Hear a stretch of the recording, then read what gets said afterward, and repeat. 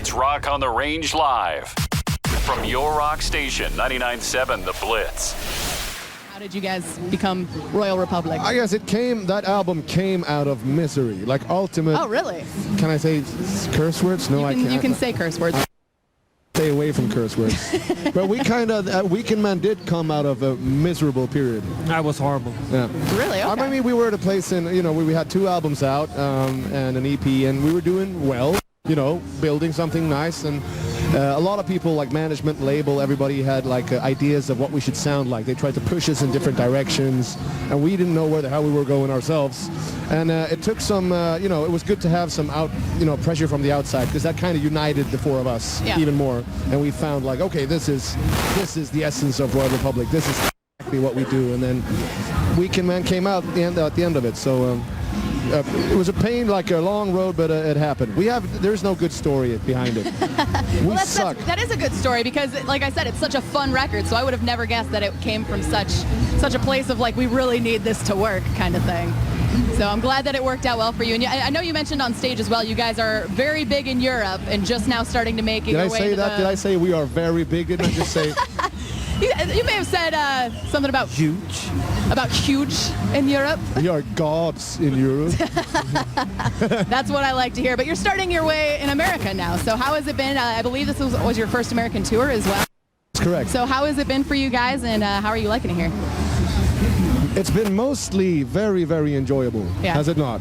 I agree. Right. The drummer concurs. I mean, I didn't really like it in Florida. I can't stand the heat. I don't like Florida either. Not the state, just like the heat and the mugginess. And we've kind of got a little bit of that here this weekend, but not nearly as bad as Florida, so I'm with you on that. But you also mentioned on stage that somebody else in an interview had said, like, what would you take back with you? And you're like, no, we're good.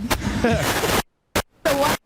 Because we didn't have a cool answer at the time. It was taken, the silence was getting too long in between the question and the answer. A little too uncomfortable, a little too awkward. We just shot one off. I think we have most of it anyway, and we've had it since like the 80s. Like MacGyver and Coke and McDonald's. And that is pretty much America, isn't it? Yeah, it pretty much is. MacGyver, Coke, and McDonald's. That's the best encapsulation of America I've heard from any foreign band, actually. So thank you for that. That was great. And how do festivals here compare to festivals in the UK for you guys? Because I assume you've played some festivals over there as well. We played festivals all over Europe. Yeah. This is very much the same. I haven't seen the campsite. I think for the 4 of us, it's pretty much the same, actually. We just walk up on stage and do our thing like we usually do. I think for the crew and for the people working with us, it's different. I couldn't say in what way, but I kind of got the feeling that they're trying to adapt. It's just different. There's good or more, bad, I have no idea. There's more shouting than usual. Yeah. Well, I've heard that from a couple like foreign bands over the past few years. Rock on the Range especially has been becoming more like European festivals with how good they take care of the bands and the way the fans interact with you guys. So getting to continue to hear that makes me as an American proud that we're starting to live up to the amazing UK festivals that you guys have over there. Wow, I had no idea you felt that way.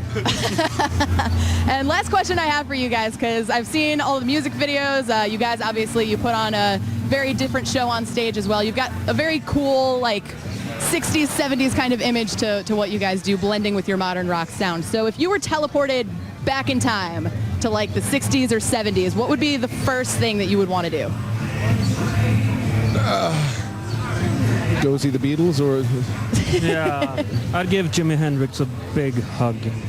I thought that was going to go somewhere else, I'm not going to lie, but hugs are great too. All right. Any other answers from you guys? No, we're good. I'm going to steal that from you and just use that for my response in interviews. It is kind of definitive, like that. No, we're good. Thank you.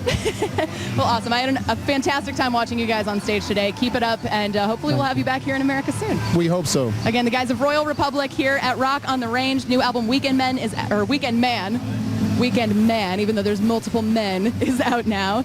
And it's Hales from Rock on the Range for 99.7 The Blitz.